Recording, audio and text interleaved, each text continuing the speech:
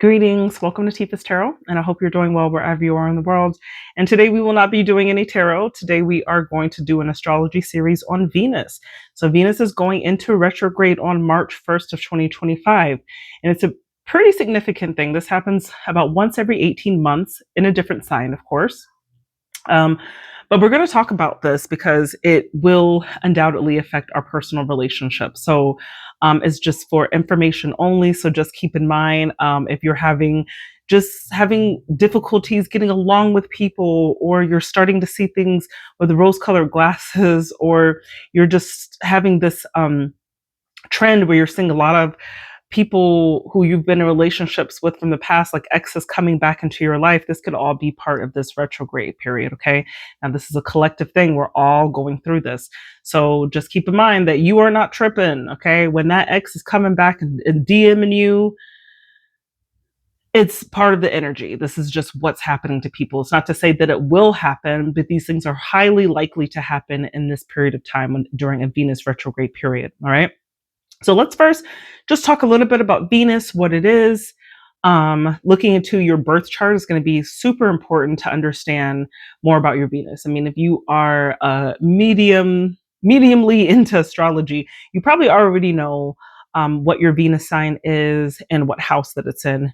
And you might understand how you relate to other people based on your Venus signs, okay? But Venus is very close to the sun, so it's never more than 1 or 2 degrees away from your sun sign.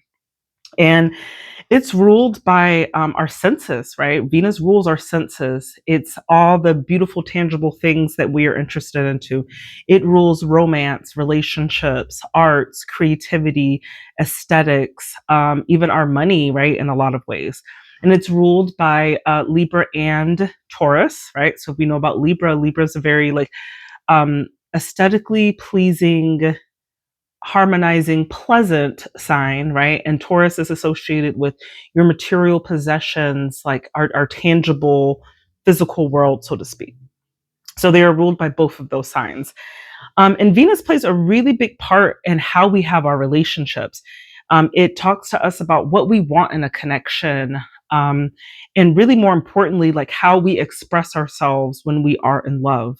It is feminine, is ruled by nature. So we kind of get into our feelings, right, so to speak, when we are talking about our Venus sign.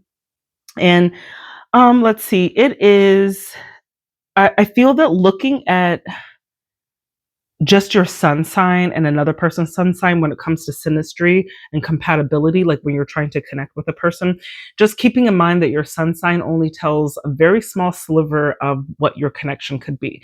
Looking at your Venus sign, especially in romantic relationships between you and another person, is going to be a lot more accurate in terms of like what each of your love languages are and how you guys like connect with each other, and just understanding that about yourself so that you are able to really just express to your partner about the things that you really want and that you like and what your expectations in a relationship are, and then vice versa with your partner, understanding what they probably need and that what they want and desire in a relationship, so that it just increases not your compatibility, but I would say that it increases your understanding of each other. So understanding more about your Venus is a really great way of what I found of getting into relationships that have been harmonious for me. I've noticed that like Venus aligns, right? Relationships should not come with a lot of struggle. They should be easy. They should flow very well, and both people should understand very simple and basic things about each other's love languages, so to speak. All right. And let's see, what else did I write? So the other thing to know about your Venus is not just a sign, right? So not just is it from Aries to Pisces, but also understanding your house, right? Because your house, looking at the house in your Venus is going to tell you where it is activated, where you activate your Venus. Okay. So what that looks like, and I would suggest if you haven't done a birth chart analysis, do consider booking me for that. That is a service I do offer. Feel free to look in the description of this video or in the about section of the channel to see the services that I do provide. And one of them is a birth chart analysis, where I can help you to understand more about really who you are, what is your astrological footprint, right? Just understanding more about yourself. and validating you, right? In a sense, I feel like astrology really validates who we are as people and the tendencies that we do have. So if you're interested in that, do feel free to do that. But as I was saying, the house that your Venus is in is also going to be very instrumental in looking in how you, where you activate it, right? So let's say if your Venus is in the first house, let's say um, you are Cancer, Cancer Venus, and it's in the first house. So let's say this would indicate that your Venus Cancer would be like a person who is very sensitive, very family oriented, um, like very much nurturing in a sense, right? Like really wants to nurture. And now, if that's in the first house, that's going to be a person who kind of maybe wants that attention to themselves because first house is about the self, right? So that first house is about you, about you. So a Cancer Venus in the first house is going to be a person who really is looking to like attract that love to themselves, right, via their family. So it could look like you being the cornerstone of your family, right? It could look like you ensuring that like your family, your kids are all taken care of, and that they are thanking you for that. The things that you do, like you get validated by what you're able to provide for people. That validates yourself, right? Because that first house is very self-centered, I would say, and I don't mean that in a bad way. It's just what it is. Now, let's say if your Venus is in just random like Sagittarius, but it's in the sixth house, right? So Sagittarius is known as being that free, fun-loving. It's ruled by Jupiter, so it's very expansive in its thinking. It's very mutable, so it changes a lot. And now bringing it into the sixth house. Sixth house is your routines. It's your health, your service, how you are of service of other people. And so that could be activated by you being of service to people while you're traveling, right? And that's something that you really love to do. Part of traveling, like you could own a nonprofit or an NGO, a non-government organization, where you go into other countries and build things for less fortunate people, like wells or housing, Habitat for Humanity, right? So those are things of how your Venus can be expressed by not just the sign, but also the house. Okay. I hope I'm making sense. Another thing is your Venus describes your value. It describes what you value. It describes how you experience pleasure and how you really want to be loved. All right. So March 1st is when we are going to get real about our goals in love, right? That is when Venus goes into retrograde. And it's going to be there's this highlighted or this emphasis on our overall relationship patterns, really like paying attention to what are our patterns in a relationship. Has it become very stagnant? Is the lust or the passion kind of gone? So this is a time to really like not start anything new, but to really put a lens on what we're doing in our relationships that we have, okay? And how we can kind of stir it up, mix it up a little bit, make it a little bit more exciting, or get back on track, okay? So that's really what we're doing. So this is going to be a 6-week retrograde cycle, and there could be some restructuring that's involved here, right? So keeping in mind that Venus does go retrograde every 18 months. The last time we had it in retrograde, I believe it was in the sign of Leo. It was in the sign of Leo, and that was like somewhere around 2023. I'm sorry, I should have did my calculation with that. 18 months ago. Okay, do the math. So it was in 18 months ago. And so when we're talking about a retrograde, remember that a retrograde, when we are talking about in Venus, what that is going to look like, it's going from a morning star, which meaning that it's visible at night, to it's going from an evening star is visible at night to a morning star where it's visible just before dawn. Okay. And so that's what it's going to physically manifest in our skies. And that is what that retrograde is going to actually look like. Okay. And what else I say here? Venus is currently in the sign of Aries. It moved in the sign of Aries on February 4th. Okay. So, and it's going to shift back, right? Because when we talk about retrograde means it's reversing, it's backing up, it's backing it up, right? And so it's going to go back into that previous sign, which is Pisces. Okay. So for March 1st through the 27th, it's going to be in the sign of Aries in retrograde. Okay. So I would say before I even start talking about this retrograde, it's just very advisable that it's not advisable to start any new relationships at this particular time. It's just not a very clear, like, it's like everyone is having just some issues, like, or patterns issues with their life. So if you are a single person and you don't have something that's existing right now, this is not the best time to really like start meeting people and starting something new. Because I fear my problem with that was be like, even if it's great now, that you're going to have an aha moment with this potential partner when things go direct and you're able to see the reality. So that might not be, it's not advisable. You can do whatever you want. You're grown, is your life, but I wouldn't advise getting into any new partnerships. Something that's not something that's not existing, that you don't even know this person from Adam or Steve or can of paint. Don't get into any new relationships. Don't start anything new around this time.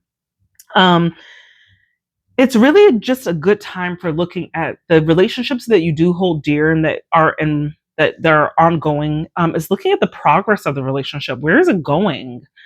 Is it dead end? Is there more left into it? What's the next step, right?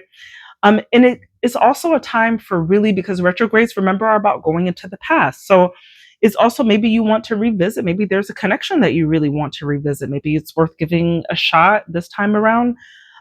Providing that, of course, like keeping obviously in mind that if there's something negative that happened in this connection, you probably don't want to do that.